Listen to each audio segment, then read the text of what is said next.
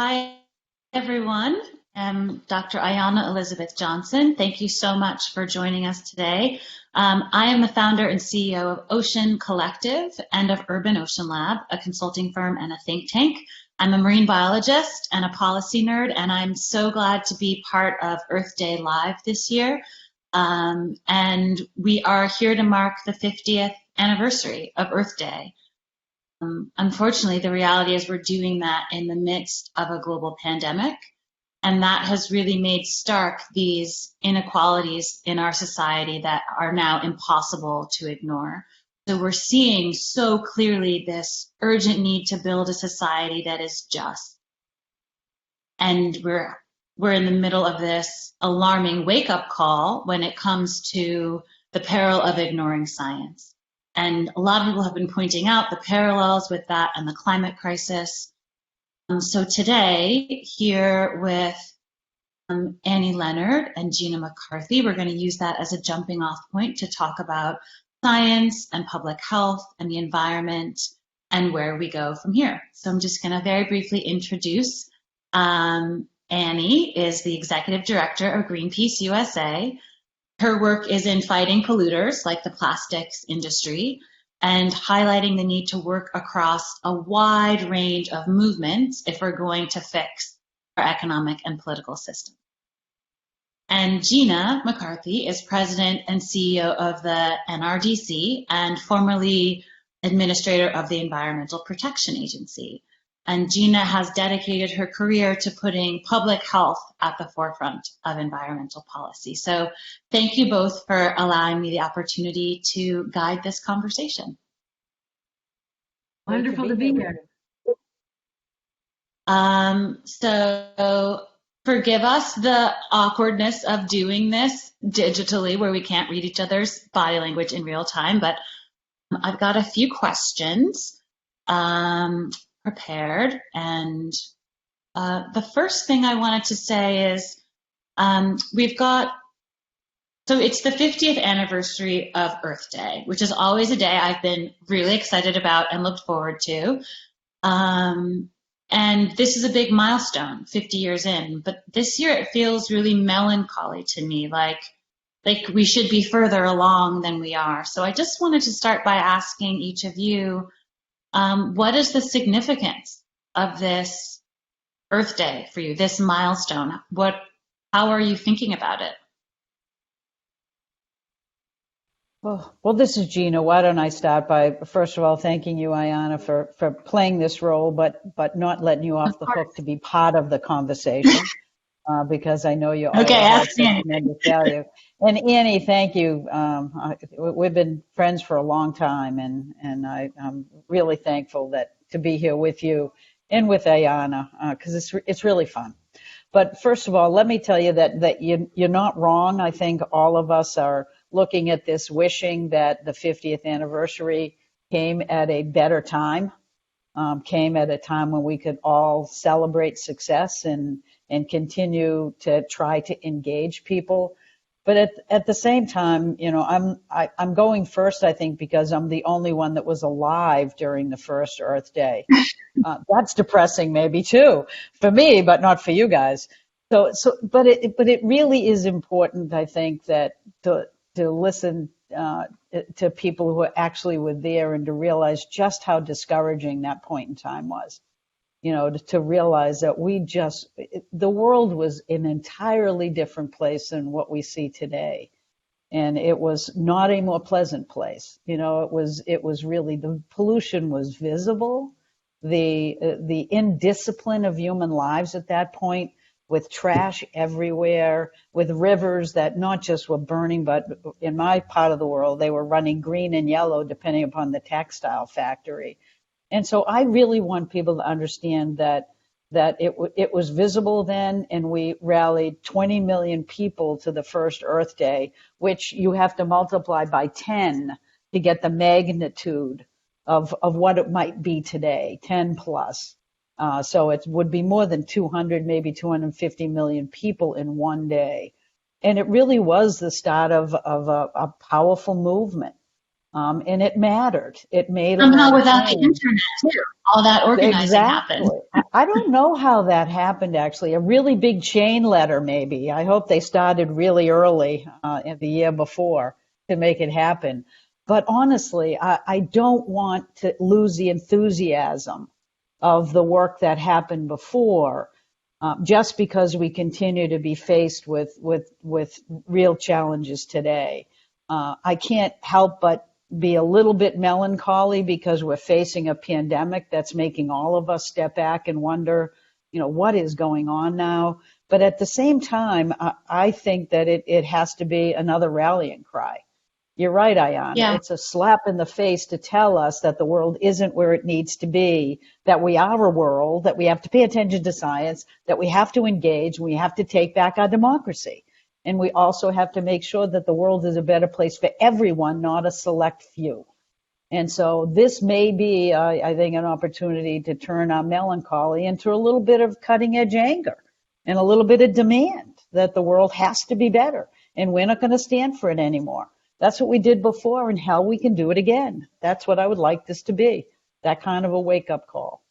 Yeah, that sense of outrage can really fuel a lot of productive activities. So I'll try to channel my melancholy into outrage. Annie, how are you thinking about this Earth Day? Well, what Gina said really resonates. I also recently turned 50 myself, and taking the 50 years is a really important milestone to sort of rethink how things are going. There's just something so significant about it. So for myself, when I turned 50, what I felt like it's time to step it up. And that's when I decided to come back to Greenpeace as the executive director. And I feel like the 50-year milestone for the movement is the same thing. If we look back in those 50 years, we've made enormous progress in many fronts. And there are forests that are still standing and coal plants that don't exist, and a couple of chemicals, not enough, that have been banned because of the environmental movement. But at the same point, what got us here won't get us there. If we do the same amount of work in the same way in the next 50 years, it's toast.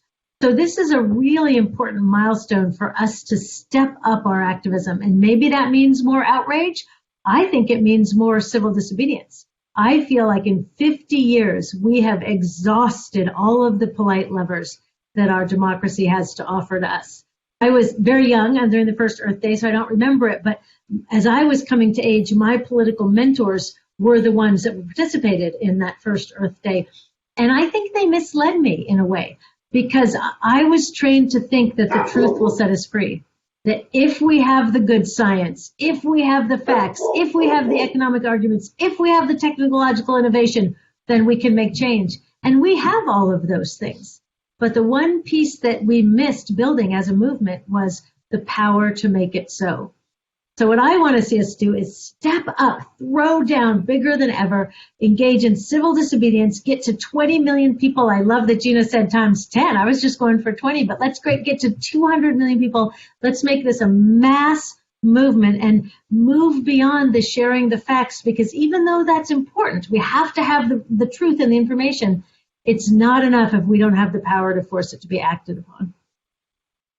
What do you One think, of the Ayana? things that's encouraged me in the last year is just seeing the polling out of the Yale Center for Climate Communication about how Americans, we now have finally a majority of Americans who are not just aware of the climate crisis that we're facing, but who are either concerned or alarmed. And now that we have the vast majority of Americans on board with that, the question is, how do we then welcome them into the climate movement so that we can build it as big and feisty as you described, and make people feel like there's something that they can actually do, because being alarmed is not necessarily an action-oriented feeling. And so when we're talking about this as a timeline and this sort of 50 years in, maybe we can go back a little bit to what made you start doing this work. I know, Gina, you've been a public servant for most of your career, working in various parts of our government. So how did you start doing environmental work? Well, I've always thought of environment as a public health a public health challenge. I've never distinguished the two. I'm probably the world's worst bureaucrat. I thought everything was my business, and I still think it is. But honestly, I think it began when after graduating, after going to graduate school, I got a degree in environmental engineering, and I got a degree in health planning and policy. And I went to work for community health centers, which serve indigent areas and communities of poverty. And I was in the Providence Health Centers, and if you took a look at who was walking through the doors, which was what I was trying to do, is build some momentum for prevention instead of just care. They were walking through the door. They weren't having problems because of a genetic problem. Their problem was their kids were eating lead paint. They were drinking lead-laced water. You had really terrible air pollution. And so I sort of immediately said, well, wait a minute. I'm not interested as much in the care of those individuals, which I do care about, but my passion was to stop the air pollution, to stop the drinking water from being contaminated, was to do what I could on the prevention side. And it just started me down the road working for boards of health and for environmental agencies at the state level, and then eventually working in the air program at EPA and eventually working for President Obama as the EPA administrator. And it's always been the same. I had to convince everybody at EPA that they were a public health agency, even though all our measures of success are lives saved, illnesses, prevented. And because they for some reason, to me, we have to make this case really firmly, or else we're shuffled aside as some kind of a fuzzy little birds and bunnies. Isn't that a nice thing? Pat them on the head, but don't do too much because they'll take jobs away. And that drives me crazy. Now, I love birds and bunnies, but I also know that what we're doing is saving natural resources for ourselves. And with a case of climate, we're saving the planet for ourselves, because the planet is very happy to get rid of us, I'm sure, because we're annoying. And so we have to really get into an understanding that we are a communication tool, not just a group of policy and science activists. Mm-hmm. We have to reach people where they are, talk about things that matter to them.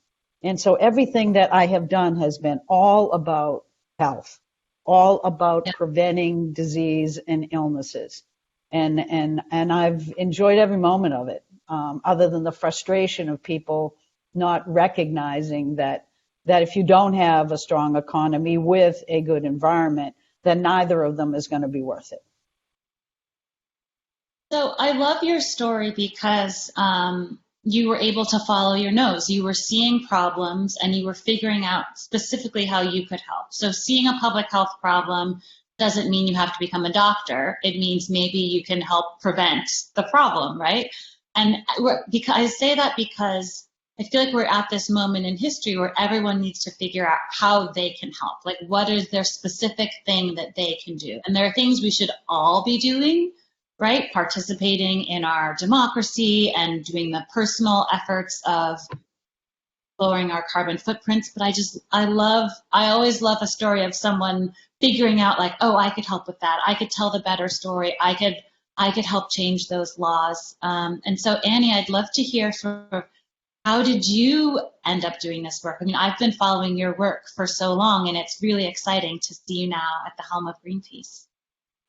I think it's so cool how each of us have come to this from such a different way and are so aligned where we are now.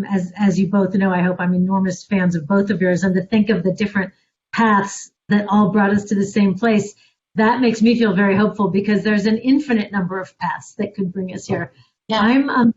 I'm more of a cliche environmentalist who grew up in the Pacific Northwest with a family that did a lot of camping, and I actually started as a kid wanting to protect the forests. And so I thought, in my college application, I wrote that I wanted to be the Secretary of the Interior, and I thought I was going to be protecting public lands. when I grew up. And then I went to college in New York City, which is a funny place for a forest protector to go, but it turned out to be very fortuitous because that's where I started putting together the pieces. I was absolutely mesmerized by the piles of garbage on the streets in New York City. You know, I grew up in Seattle. We don't have piles of garbage in Seattle. We're very, eco la. We love that stuff out there in Seattle. So I was just mesmerized. So I started opening up the bags of garbage to see what was in them and was flabbergasted that it was almost all paper. And so I said, my forests are being cut down because of this paper. So I said, so where is it going? Why are there piles of garbage every night when I walk home from college to my dorm, and in the morning they're gone? So I took a field trip to Fresh Kills Landfill on Staten Island, and it literally changed my life. I will never forget being about 19 years old and standing there and looking out at this landfill. As far as I could see was waste. And there was furniture and appliances and books. I mean, can you imagine books in the dump and food and clothing and everything you could see? And two things struck me. One was that the rate of converting natural resources to waste, I mean, the scale was just phenomenal. And the second thing is I said, and how did I not know this until I was 19? How has this been kept out of sight and out of mind? So I vowed right there to figure it out. And so I literally was a tree hugger. I started there. And when I started digging into where the materials are going, I realized it's not a forest protection issue. It's a racial justice issue because this stuff is going to low-income and communities of color. It's a global north-south issue because this waste is being exported overseas. It's a health issue because people at the production and the disposal end, as well as the consumption end, are getting contaminated with health. It's an economic issue because our economy is set up to facilitate waste. So I came from literally hugging trees to realizing we need a transformation of our total global economy and cultural norms. That's my path here. And what about yours, Ayana? I grew up in Brooklyn, but I never opened anyone else's trash. It's fascinating. When I go to a new town, first thing I do is go to the dump. Oh, it's fascinating. Yeah, it's a really interesting way. I definitely was the kid who insisted on recycling. And when New York City started recycling, it was kind of a sham. They had the bins, but it wasn't actually going in the right places yet. So my mother humored me. That was my first environmental campaign was family level recycling. And I wanted to be a park ranger in high school. That was my dream job. I was obviously getting paid to walk around the forest is the best job anyone could possibly have. But I think just like you described, there's this moment when you understand that everything's connected. And for me, that was I wanted to be a marine biologist, my first dream job. Then I wanted to be the lawyer that got the next Martin Luther King out of jail, very specific. But I understood there was a legal civil rights component that was important. And then I wanted to be a park ranger. And then I wanted to be an environmental lawyer. And then I realized that if you do all those things at once, that's conservation, that's environmental science and policy, and that it's this crazy puzzle, right? So what each of you are describing is figuring out how that puzzle fits together and which pieces you're going to be the one to move. And so I guess the things that are happening right now, around science and policy and activism, what do you see as the most productive intersections of those things? How should we be joining forces between these different key elements? Gina, do you want to? Go ahead, Gina. Go ahead, Annie. You go first. I was just going to say that I think that what's needed is an ecosystem of resistance here. And what the right place to apply pressure depends on the person. One of the good things about such an all-pervasive systemic problem is there are thousands of ways to intervene. And we should plug in, as you were just saying, to find our path, we should plug in a way that's a right fit for our skills and our interests. And some people might want to be doing cutting edge research about new coral reefs that have never been discovered. And other people might want to be lobbying on Capitol Hill. And other people might want to be getting arrested on Capitol Hill. doing climate protests. Like there really is a space for everybody. So I think we need all of it. Gina, what are you seeing as far as like science and policy and activism and like where we need them to mash up? Well, I mean, can I just ask one question as to why you didn't even mention oceans when you actually described all your interests? How did you get to be where you are now? I mean, I think so many kids want to be a marine biologist. When the first time they see the ocean, they're like, "This is my job now. What is that job called? Okay, I'm a marine biologist."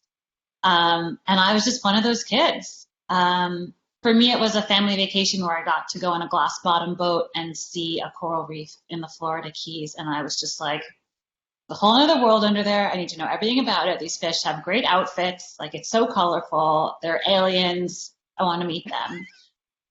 And I think this sense of like wonder and awe is actually something I'm seeing a lot of a resurgence right now in the midst of this pandemic, when everyone is just so glad that spring is the season that we're in, right? That new life is emerging. Everyone who's like desperate for connection to plants and the outside and being in parks and going for hikes. And I really hope that we can hold on to that appreciation for how our connection with nature really is this like grounding and healing thing that can get us through all of these like crazy scenarios we're finding ourselves in. And Gina, to your point, like it's not a luxury to protect nature. Like this is just how we survive, whether we think about that in terms of like, you know, clean air and clean water, or our mental health, or our connection to each other, and like the structure of how we build community.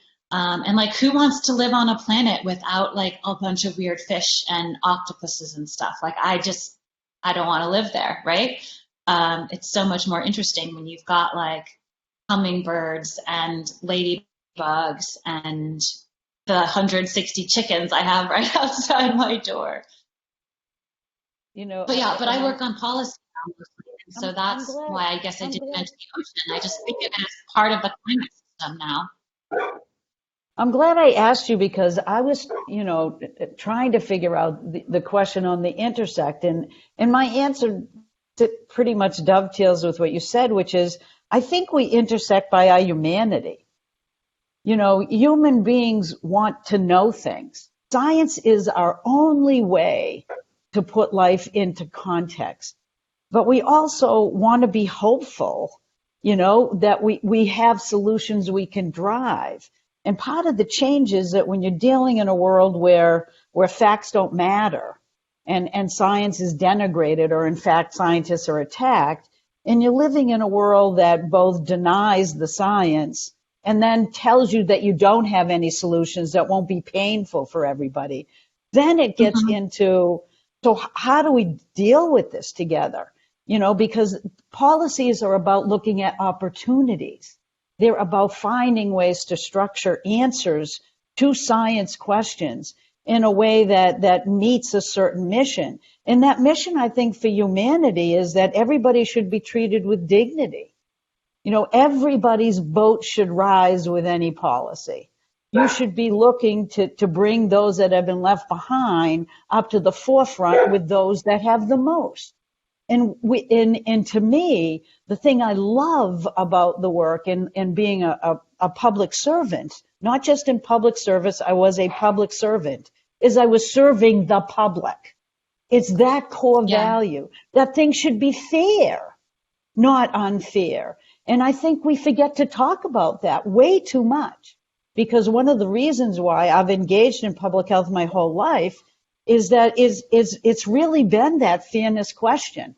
And I think it's a human instinct to want to be treated fairly. And I think too often I told my kids, when they worried about whether they were called on enough or whether they got their fair share of this and that, we explained that the world's not fair. And I'm sick and tired of explaining that. It's not fair. So part of, I think, what binds us together is I love people. I think people have values and instincts. I just think sometimes the world beats down many of them, and others it rewards for being unfair. And I just want to cut through that. I just want to get to our base instincts that we know we shouldn't be destroying our natural resources. There's an inherent distaste that we should all feel for not being kind to the other creatures that live in our world. It's a moral issue to have a future that we can hand to our children. And it's my responsibility to tell my kids to fight against unfairness, not explain why that's the way of the world. That's what drives me. I think that's what cuts through all this nonsense. Yeah. I think your answers to these questions for me connect to important things. So both of you have described how critically important it is to take care of each other and all of the justice issues that are wrapped up in who is exposed to environmental toxins and who is bearing the brunt of the impacts of climate change. At the same time, you're talking about the younger people and how are we sort of explaining and bringing them into this work. And the place where those two things meet really is morality, right? What do we owe each other and what are we really clear on? And so for me, when I think about the youth climate strike movement, which I'm so thrilled about, I see this moral clarity, like you were just saying, that young people are just this is right and this is wrong, and we're super clear on that, and we're going to hold your feet to the fire. Before we wrap up, I'd love to just hear, I know you're both working on a million things, but what are you most excited about as far as an opportunity or a key strategy people should keep an eye out for, maybe join or support? What's the next big thing? Well, Gina, I guess. All right, yeah. I'll start it off. The most exciting thing for me is, I'm at NRDC, and it's a terrific place to be, and everybody's mission driven. And we're working on trying to redefine our climate strategy, because I think we all just have to be more aggressive. We don't have time for incrementalism. We need some big leaps forward. And I think NRDC does a terrific job, as it's done, working in DC and working at the federal level. And it now has a lot more experience than it ever had before, working on the state level, working with communities, working with diverse constituencies. And right now, I think there's a real opportunity to remind people that the federal government is not the place to look for leadership. It frankly never was. It follows whatever the groundswell, it starts at the bottom and goes up. And if you don't remember anything, remember that. Because change does not happen at the top. It happens at the bottom and it moves its way up. And I really desperately don't want young people or women or anyone to get discouraged by the fact that the federal government has its basically is tied in knots at this point in time, because I think it's just a time for the rest of us to take over. I am very happy to be as free as Annie is and just telling everybody that, nothing's easy at the federal level, but what makes it happen is all of the anxiety and the challenges and the innovation and the leaps forward from below. So I want to deal with that. I want to address that. And I want to talk about the income inequality that I think is creating instability now that is palatable in terms of the way in which we can move forward. And I just don't think we should deny those. I think we ought to embrace them. I think environmental constituents and environmental equity need to come together and realize that we're all fighting the same battle, and that we can fight together from the bottom up, and we can take back a functioning democracy if we do. And that's what I'd like. Tomorrow. Well, I'm very excited to see NRDC's revamped climate strategy that addresses inequality. I will be a champion for that however I can. Annie, what are you thinking about? What's on the horizon for you, or big opportunities or strategy stuff? Okay, one thing I'm really excited about is that Gina McCarthy is the head of NRDC. I am just super thrilled about that. One of the things that we're looking at Greenpeace right now is the incredible opportunity of the massive government stimulus that's happening around COVID. As Gina mentioned earlier, for decades, we have been saying we need to transition to a clean energy economy in a way that takes care of workers and communities through a just transition. And we got the same narrative all the time is there's no money for that. Slow down. People won't change. We can't afford that. That's too expensive. Turns out there is actually money available, and the government is now pouring trillions of dollars into the economy. We have a once-in-a-lifetime opportunity right now to either let that money be a perpetuation of the business as usual that got us into these messes, or be a down payment on a sustainable, equitable society going forward. I mean, to imagine this level of public money infusion, this is our moment, and we need to all rally like crazy around getting a green stimulus and a people's bailout to make sure that this money works to build a better future. And we're very concerned about the fossil fuel bailout. We know that President Trump has promised over and over to support fossil fuel companies that were tanking long before COVID, and that he had a meeting recently with 7 CEOs. And while we don't know what happened in that meeting, he did say afterwards that they left the room happy. It will be a moral and scientific outrage if $1 of public money goes to prop up those failed industries that are driving the climate crisis, that lied to the public, that misled us, that hid the science. This is not the time to be propping them up. It is the time to be funding that transition. And we won't see another time anytime soon where trillions of dollars are going into the public economy. So this is our moment. Hey, Yeah. I love to think about that. Yeah, Gina, go ahead. I just want to interject one more thing is that, and that is that, you know, the COVID-19 should be a real wake-up call. You know, I'm with Annie. We're working on the stimulus. And honestly, if we spend all this trillion just to go backwards, I mean, we're talking about just a burden that is too big for us to try to recoup. We cannot let that happen. But the big thing that COVID-19 did for that I think is very, very helpful is that it brought into stark relief the fact that pollution and illnesses and climate all impact communities of color and low-income communities in a way that does not impact any other population set. It is the numbers are extreme about what's happening with COVID-19 and what the amount of African Americans that are dying at ridiculous rates, totally way higher than the population breakdown should indicate in Chicago. You've got everybody in Louisiana wondering for the first time why so many African American and Latinos are dying from pollution, from COVID-19. Well, they've been, breathing air pollution for decades. Have they not looked at that lately? And Harvard did a study that showed that it's pretty consistent as to where air pollution exists. They have the predisposition to lung problems that is making people not be able to have a fighting chance against COVID-19. We should not leave this pandemic without a stark reality and underlining these things over and over and over. It's amazing to me that we've struggled so long to make this point, and people are yet usually surprised like it's some kind of a fluke. And it's not. Yeah. It has been what we've seen over and over and over. And we can't let it go. I couldn't let the whole discussion go without just making that point.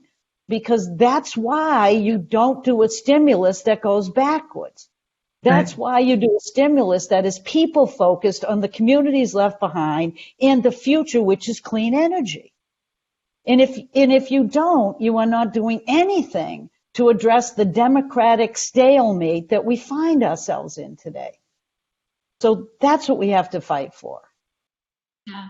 Thank you, Gina. I think it is this big opportunity, right? We have this excruciating moment in human history, and we have this opportunity to think about, how we want to rebuild and how we want to invest and how we want to use this moment to create the world we want to live in, the sustainable, clean energy, renewable, green jobs, healthy ecosystems world. And so that's something that each of us have been working on our different ways. I know that the climate advisors to most of the Democratic presidential campaigns came together to write a letter to Congress about the green stimulus and lay out ideas. There's been a bunch of different versions of this. So I'm hoping that from what you said, just the importance of putting pressure on our democratic systems, that this is the push that we're seeing, and everyone can find their angle and their way that they can be part of pushing that forward, this transformation that we're all.